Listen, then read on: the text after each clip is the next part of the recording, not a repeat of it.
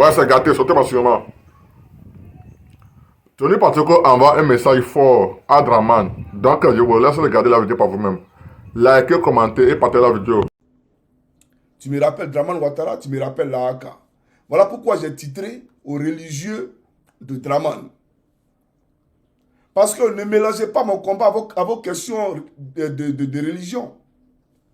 Ce que j'ai dit là, je l'ai toujours dit. Ce n'est pas la première fois. Même dans le RDA, je le disais. J'ai toujours dit ça. Toi-même, tu dis aux Ivoiriens, d'après toi, de ne pas suivre Johnny Pacheco, aux chrétiens catholiques. Toi, tu apportes quoi à ces chrétiens catholiques-là? Quand ils quittent ton église, qu'ils vont à la maison, là, tu payes les factures? Quand ils quittent ton église, qu'ils vont à la maison, tu scolarises les enfants? Mais toi, ils te font vivre avec les quêtes qu'ils te donnent, avec les dîmes qu'ils payent. Mais toi, tu apportes quoi dans la vie chaque jour? Il faut nous dire, les souffrances que Ouattara leur fait endurer là, qu'est-ce que toi, tu apportes pour diluer, bien entendu, ces souffrances-là? Même ne serait-ce que dénoncer les mots que ces Ivoiriens vivent en Côte d'Ivoire, là, tu es incapable de le faire. Et servir Dieu, là, ce n'est pas seulement porter une soutane. On sert Dieu à tous les niveaux. Même ceux qui sont dans la charité. Ceux qui, bien entendu, font des œuvres de soutien aux personnes défavorisées, etc.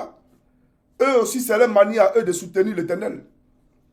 Aujourd'hui, il y a tellement de faux pasteurs dehors, de faux prophètes dehors qu'on a peur même d'aller à l'église, de peur d'être égaré et de prier le faux Dieu. C'est ça la réalité. Donc j'aimerais dire, de même que Johnny Pacheco, quand il dit que lorsqu'il va par exemple dans les pays asiatiques, tels que la Thaïlande ou la Chine, etc., et qu'il voit les statues de Bouddha, il a mal parce que pour lui, c'est blasphématoire, c'est un péché. De même, en fonction de mes croyances là, je n'ai pas prié Marie. Est-ce que ça là, il y a lieu de faire un débat religieux pour ça? Est-ce que ça là, il y a lieu d'inviter les chrétiens catholiques dans mon combat politique que je mène pour le peuple de Côte d'Ivoire? Il faut qu'on se respecte. Est-ce qu'il y a lieu de le faire? Non, pas du tout. Ça n'a même pas son sens. Je dis et je répète ici, si j'étais pasteur ou si j'étais prophète, j'allais évangéliser les gens à venir à Christ. Donc on n'allait pas m'en tenir rigueur parce que j'évangélisais les gens à venir à Christ. Si j'étais pasteur ou prophète. Si j'étais imam, j'allais appeler les gens à venir à l'islam, pas à Christ. C'est pas ça? Donc où est le drame? Je ne comprends pas. Et ça ne veut pas dire que je n'ai aucun respect pour ceux qui s'adonnent à ces religions-là. Tu es chrétien, tu es musulman, tu es catholique. Moi, je respecte tout le monde. Seulement que souvent, quand je prêche ou quand je parle, je profite pour appeler des âmes au Seigneur Jésus-Christ. Voilà pourquoi je parle de ma religion. Je parle de ma foi. Pas ma religion, je parle de ma foi. Parce que si on veut rentrer en profondeur, l'église catholique, là, ça a été créé par qui? Par les Romains. Mais qui sont les Romains? C'est eux qui ont persécuté Christ. Quand Dieu fait homme est venu sur la terre, le Seigneur Jésus-Christ, qui a crucifié le Christ? C'est Rome. C'est eux qui ont persécuté Jésus-Christ alors qu'il était venu prôner la vraie parole, la vérité et la vie. Mais ils ont vu ça, ils l'ont crucifié. Vous comprenez? Moi, je ne peux pas. D'abord, je vais prendre un exemple. Mon ami Clark Delodi, il va vous témoigner cela.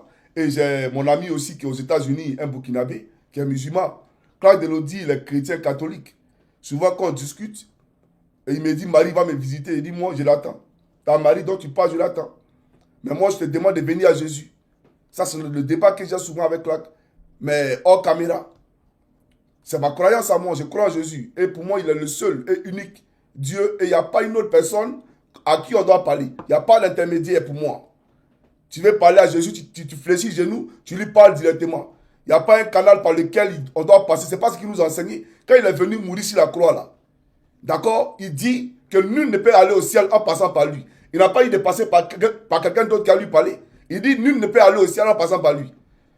Que par son sang on est guéri. C'est ce qu'il nous a dit. Et donc on appelle le sang du Seigneur Jésus-Christ dans notre vie. On invoque son sang dans notre vie.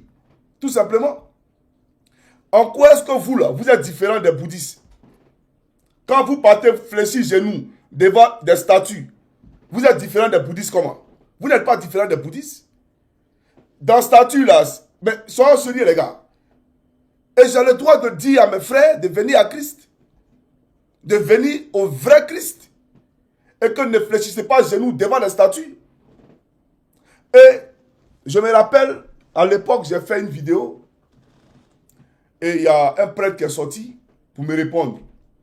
Où il a dit que quand Moïse était sur le mont Sinaï et qu'il est allé sur les 10 commandements, et parce qu'il ne revenait pas, son frère qui était là, d'accord, a demandé, sous pression des Israélites, des Hébreux, il a demandé de collecter, bien entendu, de l'or, et puis ils ont fait un veau d'or. C'est lui qui le dit. Hein. Et que Dieu a demandé à ces gens-là de faire, comment on appelle ça, des statuettes en or pour lui, etc., etc. Pour le glorifier, pour le magnifier. Mais j'aimerais dire à ce type-là qu'il a mal compris ce passage-là. Et voilà pourquoi j'ai dit que je ne vais pas rentrer dans un débat religieux avec vous. Parce que, aucunement, le Seigneur nous demande de faire des représentations de ce qui est dans les cieux sur la terre. Il nous déconseille de faire des représentations de ce qui est dans les cieux sur la terre. Donc, le seul et unique Dieu là, le seul s'appelle Jésus-Christ. Et donc, il ne faut pas que Draman vous manipule parce qu'on cherche à atteindre Johnny Pacheco par tous les moyens. Donc, il faut même qu'on ne pas trouver des religieux pour dire allez contre Johnny. Non. Vous ne pouvez pas vous prêter à ça. Ce n'est pas moi qui suis allé à l'église catholique, à la cathédrale Saint-Paul du Plateau pour faire un meeting là-bas. C'est Adjoumani qui l'a fait. Ce n'est pas moi qui l'ai fait. C'est Adjoumani qui est allé à l'église catholique, à la cathédrale Saint-Paul du Plateau, là, pour faire un meeting là-bas. Le président Laurent Gbagbo, pour qui je donne de la voix ici, mais il est chrétien catholique. Mais quand il m'écoute, là, il m'écoute à raison. Parce que ce qui nous unit ici, là, ce n'est pas ma foi. Ce qui nous unit ici, c'est le combat que je suis en train de mener pour le peuple de Côte d'Ivoire. Donc, n'amalgamez pas tout. Quand je viens que je soutiens Tidiane Thiam, le Seigneur, le président Tidiane Thiam, je ne connais pas sa religion. Mais peut-être qu'il est musulman. Mais s'il est musulman là, moi Johnny Pacheco, je suis en Christ. Mais je soutiens Tidiane Thiam, pas pour sa religion. Je le soutiens pour le combat et pour les idées qu'il met pour le peuple de Côte d'Ivoire. Vous comprenez? Voilà pourquoi il dit ne venez pas me distraire. Ne venez pas me distraire. Je vais profiter ici pour vous faire passer un témoignage d'une personne qui a vécu ce qu'on appelle les morts imminentes. Les morts imminentes, ça veut dire quoi? Ça veut dire les gens qui sont morts, qui sont allés au ciel et qui sont revenus dans leur corps. Et vous avez déjà vu ce genre d'histoire. Voilà, il y a des gens qui se réveillent par exemple dans les morgues. Il y a des gens qui se réveillent, bien entendu, après avoir été déclarés morts cliniquement. Les médecins même n'arrivent pas à expliquer scientifiquement pourquoi ils sont réveillés. N'est-ce pas? Mais il y a plein comme ça qui font des témoignages. Et il y a des gens qui sont allés en enfer, qui ont témoigné de ce qu'ils ont vu en enfer. Quand vous prenez la Bible, le dernier livre de la Bible, dans le livre de l'Apocalypse, là, qui a écrit l'Apocalypse? C'est l'apôtre Jean. Mais Jean, là, a été transporté, étant vivant. Son esprit a été transporté dans les cieux. Il a vu, Dieu lui a montré ce qui allait arriver à la fin des temps. Et Dieu lui a dit, il faut écrire. Donc si Jean est allé au ciel, c'est que nous qui sommes faits à l'image de Dieu, là, on peut aller au ciel. Parce que si certains parmi vous disent qu'ils font des songes, Dieu leur montre des choses, c'est parce que Dieu passe par des personnes pour parler. Donc ces personnes par qui Dieu passe là, Dieu peut les envoyer au ciel pour dire, regarde ce qui va se passer demain. Va témoigner de ce que tu as vu. Pour ne pas que tes frères périssent, pour ne pas que tes frères meurent. Donc parmi nous les humains là, faits à l'image de Dieu, beaucoup sont morts, ils sont allés au ciel. Et ils sont venus dans le témoignage de ce qu'ils ont vu. Et donc, je vais vous faire écouter le témoignage d'une dame qui était chrétienne catholique, qui priait Marie. On va écouter son témoignage. Et bien entendu, après, voilà, je vais poursuivre, bien entendu, mon allocution. Alors, chaque amas africain, peuple de Côte d'Ivoire. On écoute ça rapidement et après je poursuis. D'accord? Tous étaient la Vierge Marie. j'ai grandi dans l'adoration de la Vierge Marie. Je croyais que la Vierge Marie était vraiment spéciale et tandis C'est elle qui est là. que j'étais en enfer, que je me trouvais là-bas. C'est elle qui est là. Vous voyez un peu. Vous partez simplement sur YouTube, vous tapez, bien entendu, témoignage des morts imminentes. Écrivez même j'ai vu l'enfer. Vous allez écrire j'ai vu l'enfer. Écoutez les témoignages des gens. Ils vous parlent de ce qu'ils ont vu. Voilà. Moi-même, j'ai une camarade qui est à Bordeaux, qui est morte. Elle m'a appelé parce qu'une fois, j'ai eu à parler de ça il y a des années. Elle m'a dit, c'est que ce dont tu parles, j'ai vécu ça. Donc, ça existe. Mais voilà une femme qui était chrétienne catholique, qui est morte et elle allait en enfer. Et donc, écoutez son témoignage, ce qu'elle a vu en enfer. C'est important, chers camarades. Alors, on va commencer la vidéo. C'est parti. Moi, j'ai vu un feu, ou plutôt, j'ai senti la chaleur d'un feu. J'ai senti la chaleur des flammes. Et j'ai entendu des cris comme si des gens étaient en train de se faire torturer. C'était comme si on torturait des gens. Et moi, j'entendais ces cris et je me sentais vraiment terrifiée. Je ne savais pas où j'étais. Alors j'ai demandé, où suis-je? Et les voix m'ont dit, tu ne le sais pas? J'ai répliqué, non, je l'ignore. Et l'on m'a répondu, tu es aux portes de l'enfer.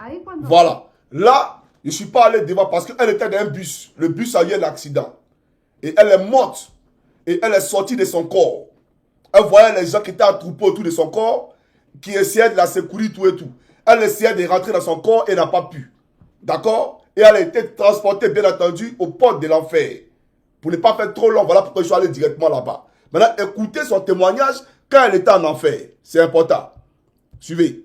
Quand ils m'ont dit cela, j'étais complètement sous le choc. Je ne savais pas quoi faire. J'ai dit, je ne peux pas être aux portes de l'enfer. Je suis une bonne personne et je ne peux pas être morte. Et ils m'ont dit, si, tu es morte et tu vas rester dans cet endroit pour toujours. Tu n'as plus de vie sous aucune forme. La seule forme d'existence qui t'attend, c'est de rester ici à tout jamais, pour l'éternité. Et tu seras torturé sans relâche. Nous allons te torturer sans arrêt. Alors j'ai dit, comment ça vous allez me torturer? Je ne comprends pas. Alors, ces présences m'ont attrapé et tiré par les bras. Et ils ont commencé à m'arracher la peau. Ils avaient des ongles qui étaient en fait de longues griffes. Et ils ont commencé à me griffer tout le bras, sur chaque bras. Ils étaient en train de m'écorcher vive. J'ai éprouvé une douleur terrible. Car lorsqu'on est mort, on ressent les choses plus intensément encore que lorsqu'on était vivant. Les sens sont plus affûtés. Les sensations sont décuplées. On ressent beaucoup plus la douleur physique, ainsi que les odeurs. Les odeurs sont plus fortes. Les odeurs que je sentais étaient horribles. Ces présences sentaient la mort. Elles avaient une odeur de rat mort. C'était une odeur horrible. Et j'avais conscience de me trouver dans un endroit vraiment affreux, vraiment horrible. Et je leur disais, laissez-moi, je vous en prie, libérez-moi. Mais ils ne voulaient pas me libérer. Alors, je me suis souvenue d'une seule chose, parce que je suis une personne catholique. J'allais à la messe et je pensais que c'était bien. Être catholique pour moi, c'était ce qu'il y avait de mieux. C'est la foi dans laquelle ma famille a grandi. Et moi, j'ai grandi dans une famille catholique. J'allais chaque jour à l'église et j'assistais à la messe le dimanche. Mais je n'étudiais pas la Bible.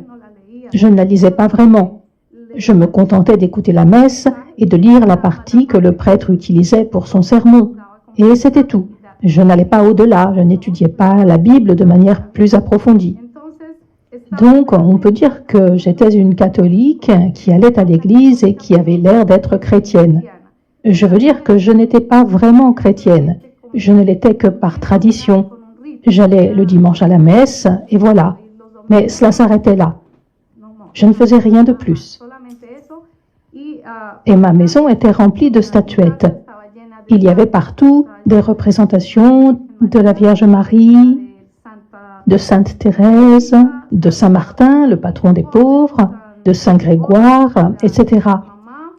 Ma mère, qui est morte malheureusement quand j'étais très jeune, ma mère souffrait d'une maladie et était tout le temps en train de prier les saints pour qu'ils guérissent la maladie qu'elle avait aux jambes. Elle avait de nombreuses statues de Saint Grégoire qui était censé être un médecin ou quelque chose comme ça. C'est pourquoi on idolâtrait ces saints. On les idolâtrait vraiment. Et bien sûr, le plus important de tous était la Vierge Marie. J'ai grandi dans l'adoration de la Vierge Marie. Je croyais que la Vierge Marie était vraiment spéciale. Et tandis que j'étais en enfer, que je me trouvais là-bas, dans le tunnel, ces présences maléfiques m'ont dit « Tu n'as pas respecté les commandements de ton Dieu. C'est la raison pour laquelle tu es ici. Parce que tu n'as pas respecté les commandements divins. » Alors j'ai dit « Mais quel commandement? Je ne sais pas quel commandement j'ai transgressé. Pourquoi mériterais-je l'enfer alors que je n'ai pas tué, que je n'ai pas volé, que je n'ai pas forniqué? Je croyais que je menais une vie chrétienne, mais j'avais fait d'autres choses qui ne respectaient pas les commandements. Et donc, qu'est-ce qui s'est passé?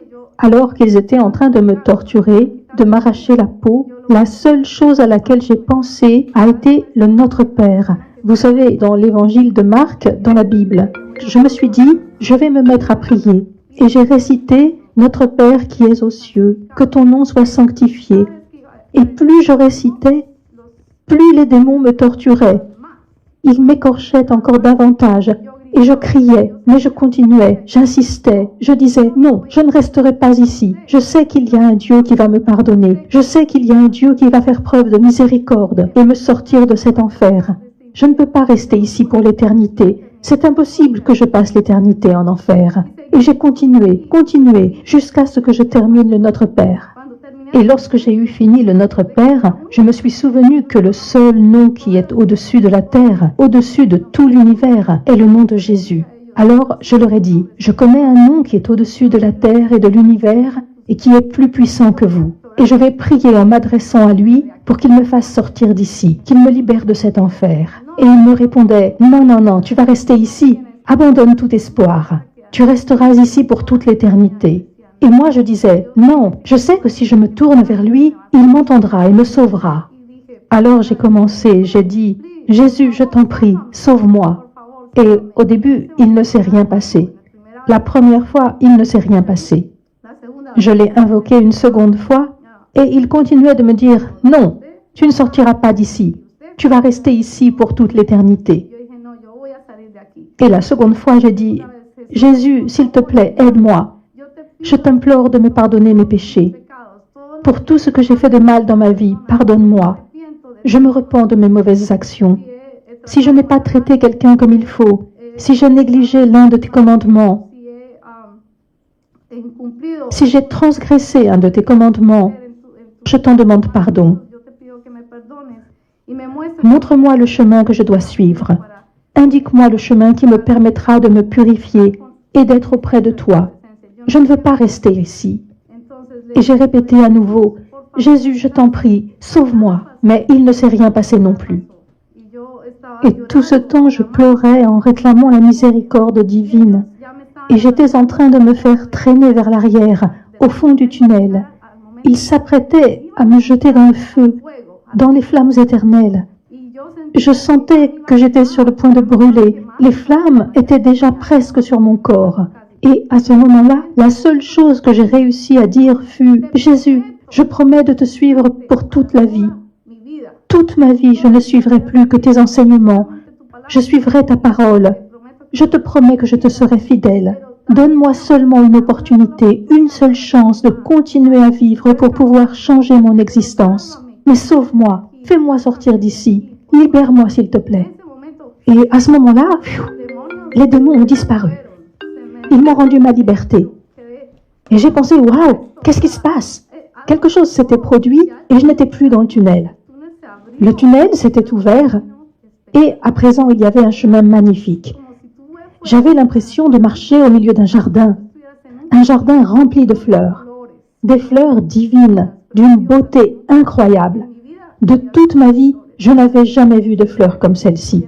C'était comme si elles bougeaient, comme si elles étaient en train de danser et en même temps de chanter « Hosanna, Hosanna !» Du plus haut des cieux, béni soit le Seigneur, le roi des rois. Béni soit notre Seigneur Jésus-Christ. Que la gloire soit avec lui. Gloire à notre Seigneur Jésus-Christ. Et j'étais là, waouh, c'était simplement incroyable. Je sentais l'amour de Dieu pour les hommes, comme s'il était en train de me prendre dans ses bras et qu'il me disait « Je t'aime ». Je sentais sa présence si immense que j'ai eu comme un mouvement de recul. Et je me suis mise à pleurer, à pleurer, à pleurer. Je sentais que je ne méritais pas d'être là. J'avais l'impression que je méritais l'enfer. Pourquoi est-ce que je pensais cela? Parce que je n'étais pas pure. Mon cœur n'était pas assez pur, ni mes sentiments. J'avais fait beaucoup de choses sur terre et Dieu m'a révélé que, parmi elles, j'avais commis de nombreuses mauvaises actions. Mais à ce moment-là, j'ai continué à marcher sur ce chemin tellement magnifique. Il débouchait sur une sorte de cascade. Et au bout du chemin, je voyais cette cascade. Une cascade d'eau pure, cristalline, qui coulait. Et je ressentais que cette eau était en train de me laver, comme si elle était en train de faire sortir tout ce qu'il y avait d'impur de ma vie antérieure, de ma vie passée. Je sentais toute cette eau me laver, me purifier, dans mon cœur, mon âme. Et alors, j'ai été envahie d'une sensation de paix, une paix telle que je n'en avais jamais éprouvée jusque-là dans ma vie. Jamais. Et jamais plus je ne ressentirai une paix telle que celle que j'ai ressentie tandis que j'étais en présence de Dieu. Et je sentais l'amour de Dieu envers moi. Et il m'a dit, ma fille, vous savez, à ce moment-là, Jésus est apparu devant moi. Et il m'a dit, arrête-toi un instant, attends. Alors je me suis arrêtée et il m'a demandé, sais-tu où tu allais? Et j'ai répondu, oui, j'allais en enfer. Oui, tu allais être condamné à l'enfer. Alors je lui ai demandé, mais pourquoi? Je pensais être une bonne personne, je veux dire, j'allais à l'église, je communiais, je me confessais, etc. Et il m'a dit, non, attends, je vais te montrer ta vie. Et il a commencé à me montrer ma vie comme on regarde un film tel qu'on en voit quand on va au cinéma. Et il a commencé à m'expliquer, à ce moment de ta vie, quand tu avais tel âge, tu as commis une mauvaise action parce que tu as menti à ton père, tu as dit une chose, mais en as fait une autre. Et ce petit mensonge, ici, au ciel, est un mensonge très grand. C'est un grand péché. Je n'avais jamais imaginé qu'en disant des mensonges ou en pensant du mal de quelqu'un, d'un ami ou d'une autre personne, cela serait considéré comme un péché une fois au ciel. Or, au ciel, c'est un grand péché. Et le pire, a-t-il ajouté, est que tu as idolâtré ma mère, la Vierge Marie. Alors j'ai répondu, oui, mais est-ce que c'est mal? Et il a répondu, oui, c'est très mal, car il ne faut idolâtrer personne, ni les saints, ni même ma mère. Car le seul que tu dois honorer et idolâtrer, c'est moi. Tu dois rendre gloire au Père, au Fils et au Saint-Esprit, puisque nous sommes trois en une seule personne. Et il m'a dit, tu dois rendre gloire seulement à Dieu, pas à la Vierge, ni aux autres saints, ni à d'autres personnages. Et j'ai répondu, oui Père, tu as raison. Et il a dit, un autre péché pour lequel tu as été condamné, et il s'agit du pire péché, pour lequel tu étais destiné à l'enfer, est que tu n'as pas su pardonner. J'ai demandé, qui n'ai-je pas pardonné? Je ne vois pas qui je n'aurais pas pardonné. Et il m'a dit, tu sais qui tu n'as pas pardonné. J'ai dit, ma belle-mère? Et il a répondu, oui, ta belle-mère. Alors je lui ai dit, mais elle a tué ma mère, car je sais qu'elle a tué ma mère. J'ai dit, elle pratique la sorcellerie. Elle pique des aiguilles dans des poupées et elle pratique le vaudou. Et il m'a répondu, oui, c'est une sorcière. C'est une sorcière. J'ai ajouté, elle a tué ma mère. J'ai trouvé une poupée avec une aiguille plantée dedans quand ma mère est morte. Et après, mon père l'a épousée. Et je savais que ma belle-mère avait échafaudé ce plan pour s'accaparer mon père. Alors j'éprouvais du ressentiment à son égard dans mon âme. J'éprouvais du ressentiment envers ma belle-mère. Et je sentais que, que c'était de ce ressentiment dont il s'agissait. Et je ne pouvais pas oublier cela quand je pensais à elle, parce qu'elle avait tué ma mère. Et pour moi, il n'existait rien de pire. Je veux dire, cette femme avait tué ma mère pour pouvoir être avec mon père. C'était injuste. Et j'étais enfant unique à cette époque. Je n'avais ni frère ni sœur. La seule personne à laquelle je pouvais me confier, c'était ma mère. Elle était à la fois mon amie et ma mère. Et elle m'a pris ma mère. Je me suis retrouvée sans mère, je n'avais plus que mon père. Comme je n'avais ni frère ni sœur, je me sentais très seule. Durant toute mon adolescence, ça a été une période vraiment triste parce qu'il n'y avait personne à qui je puisse confier mes secrets, personne avec qui partager les choses importantes. Ma mère n'était plus là. Elle est morte quand j'avais 15 ans. Donc, peu après que j'ai passé mon baccalauréat, ma mère est morte malheureusement. Voilà. Donc, j'aimerais dire à ceux qui sont en train de singer, bien entendu, en commentaire, que Dieu vous maudisse. Voilà. Que Dieu vous maudisse, tout simplement. Moi, je suis ici pour dire à celui qui a fait la déclaration pour dire, oui, Johnny dit que non, il ne prie pas Marie, etc., que mon combat, là, il n'a rien de politique. Et il n'a rien de religieux. Tu comprends ou pas? Mais toi-même, là, tu es en train d'envoyer le Fils de Dieu à la perdition. Il faut le comprendre. Parce qu'il ne faut pas idolâtrer un être humain. La preuve, quand les gens viennent, ils m'écrivent ici, Johnny Pacheco, tu es mon idole. Je dis non. Moi, je le trouve en inbox pour dire c'est un péché. Il ne faut pas faire ça, frère. Il ne faut pas idolâtrer Johnny. Johnny, c'est un humain. Et ne me mets pas en parole avec Dieu pour ne pas que ma vie soit courte. Parce que je ne suis pas un être surnaturel ou je ne suis pas Christ. Voilà. Donc, voilà un peu ce que je vais dire. Un instant, s'il vous plaît.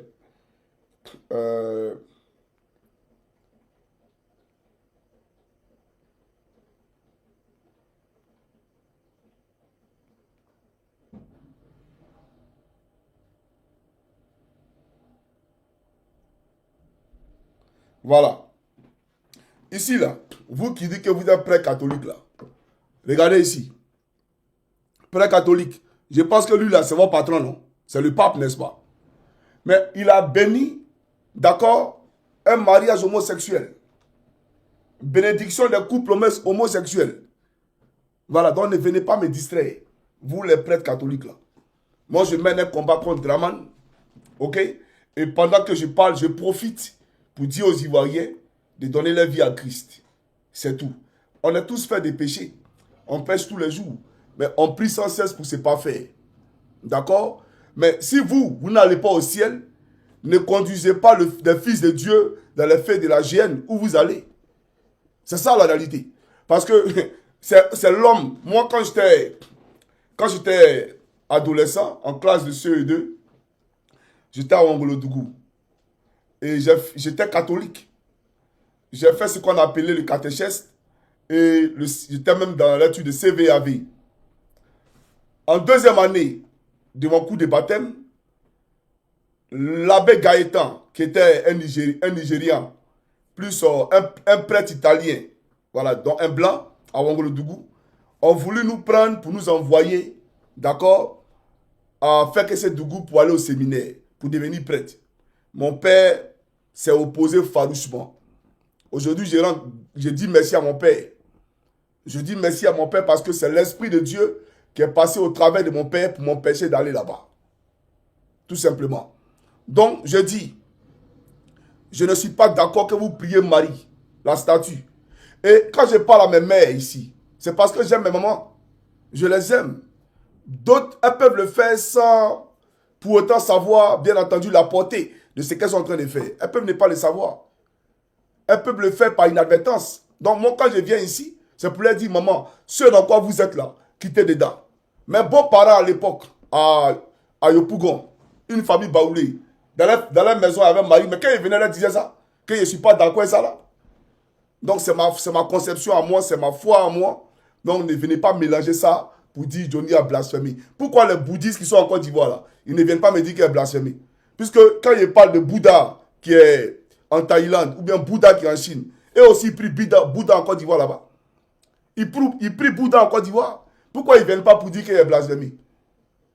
D'accord? Donc arrêtez ça, arrêtez de distraire les gens. Vous comprenez? Vous êtes des politiciens en blouse blanche. Vous êtes des politiciens déguisés en blouse blanche. Et vous perdez le peuple de Dieu. Vous-même là, vous ne savez pas Dieu, mais vous trompez encore le peuple de Dieu. Voilà. Donc venez nous expliquer comment se fait-il que malgré que la Bible dénonce ces pratiques-là, vous là, l'église catholique, votre pape là, lui il vient pour bénir un mariage entre personnes de même sexe. Venez nous expliquer ça. Et puis on va avancer. Donc ne venez pas me distraire ici. Dans ce moment, je vous aime. Si mes propos vous ont peut-être choqué, ce n'est même pas dans l'intention de vous choquer. C'est dans l'intention de vous sauver. Voilà. C'est dans l'intention de vous sauver. Voilà pourquoi il a dit ça. Sinon, ce n'est pas pour vous choquer. Voilà. Mais il faut choquer aussi souvent pour éduquer. C'est important. Moi, Dieu, il a fait beaucoup de choses dans ma vie. J'ai expliqué mon passage de la Russie jusqu'à ici. Mais où la dame policier est rentrée dans ma cabine à Saint-Pétersbourg, là j'ai omis, bien entendu, comme on a dit une chose. Parce que quand elle est rentrée dans ma cabine et qu'elle a contrôlé ma cabine, mon sac, etc., avec son chien berger allemand, quand elle est descendue, elle a vu des policiers. Il y a des policiers qui couraient pour venir dans ma direction. Elle est descendue, d'accord, pour aller bloquer ces policiers-là, leur a arraché le passeport qui était dans leurs mains. Ok? Elle a remis le passeport aux hôtesses, elle a demandé au train de partir. Mais en réalité, cette dame-là venait de me sauver la vie. Parce que les policiers qui couraient là, ils venaient pour moi. Ils ne venaient pas pour quelqu'un d'autre. Ces policiers russes à la frontière qui couraient là, ils venaient pour m'arrêter, pour me faire descendre du train. La femme a bloqué ces policiers-là, elle a pris le passeport, elle a donné aux hôtesses, elle dit continuez votre trajectoire, continuez votre trajet. Et comme ça, quand elle se retourne, quand le train s'en va, tout le monde la regarde. Et moi, je la regarde, elle se retourne, elle me regarde comment elle sourit. Et moi, la première idée qui me taraude de l'esprit, non, elle est amoureuse de moi, oh, elle est fan de moi. Pourtant, elle venait de me sauver la vie. Et donc, Dieu est passé par elle pour me sauver la vie. Et donc, à l'entrée de la Finlande, j'entends la voix de l'Éternel. Et puis quand je dis que j'entends la voix de l'Éternel, j'ai entendu sa voix comme vous entendez ma voix actuellement. Vous savez ça? Moi, je suis chrétien, je ne suis pas en train de plaider. J'ai entendu sa voix comme vous entendez ma voix actuellement, la voix qui vous parle. Moi, j'ai entendu la voix de Dieu.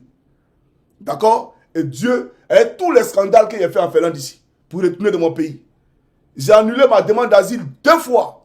J'ai annulé. Après, j'ai annulé 2 fois. Je suis allé à l'aéroport, il a fait des scandales partout. Mais Dieu dit, tu ne sors pas de ce pays.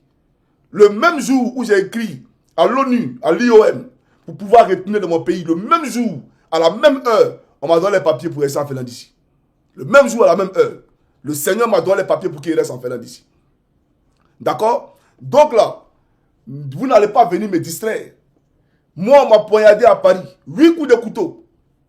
8 coups de couteau. Et ça, là même là, c'est un coup de couteau sur mon bras ici. 8 coups de couteau. Mais il y a des gens même là, on les poignarde, un coup de couteau, ils meurent. Mais on m'a poignardé 8 fois. Et le Seigneur dit, tu ne partiras pas. Et je suis encore là. Donc c'est pour dire que tout ce que Draman est en train de mijoter, tout ce qu'il est en train de faire, c'est caduque. Parce que ça ne pourra prospérer. Parce que je marche dans la parole de Dieu. C'est ça la réalité. Donc quand je viens ici, et que je sais que je parle politique, mais quand je profite pour vous dire que Jésus il est le chemin, la vérité et la vie, ce n'est pas pour dans la prétention de m'appeler pasteur ou je ne sais pas quoi, non. Mais c'est pour profiter, bien entendu, pour parler de l'Éternel à tous mes frères.